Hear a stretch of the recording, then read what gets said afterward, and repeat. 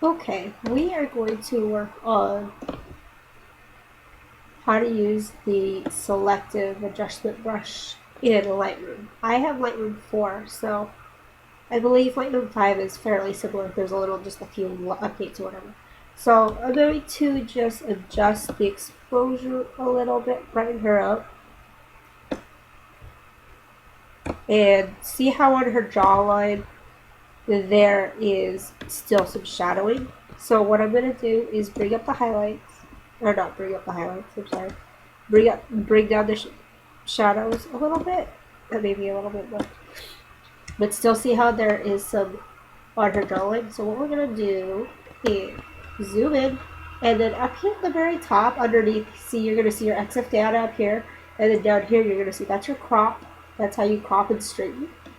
That is your clone and healing tool. That's your eye removal and graduated filter. And the next to it is the adjustment brush, and that's what we're going to use. So you want to click on the adjustment brush. And what pops up is the same thing that you see in the normal adjustments. So like right here. And what it does is you get to pick an area. I'm going to click right here. And that anchors it. So anything that you do with that brush is going to work with that anchor. So you could work with more than one anchor at a time if you wanted to for different selective things. So like if you wanted to do your sharpening with one anchor, your highlights on another, you could do them separately. So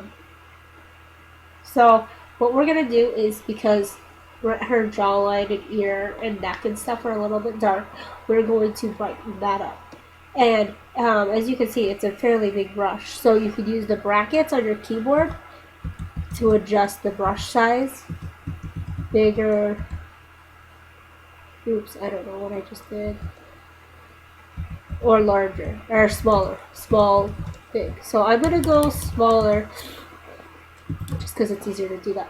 Now we're going to go over here, and here's your exposure, contrast, highlights, and now what you want to do is play with those a little bit.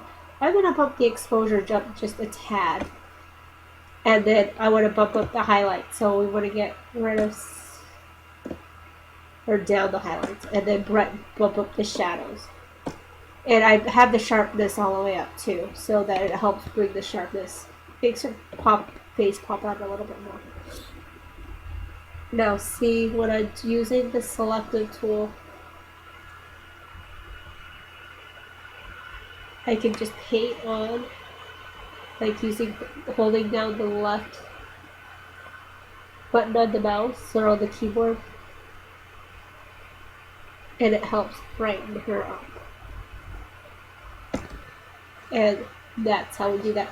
And then see, if you play, now that you've used it, you could go like that, and it really darkens her. You could overexpose, obviously you don't want to do that.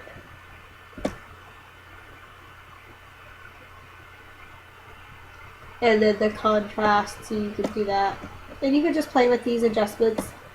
And this is a good way to, like, if you just need to sharpen just like the face or something, you could just like make sure everything's set down the middle over here, and then go down to the sharpness, and you can just like crank up your sharpness to sharpen the eyes and the face and everything. It's pretty straightforward, and it's pretty easy. And I've noticed that I use it a lot when I'm just in Lightroom, because then you're not having to go through, because when you hit done, then you're going back through it and it adjusts the whole entire picture.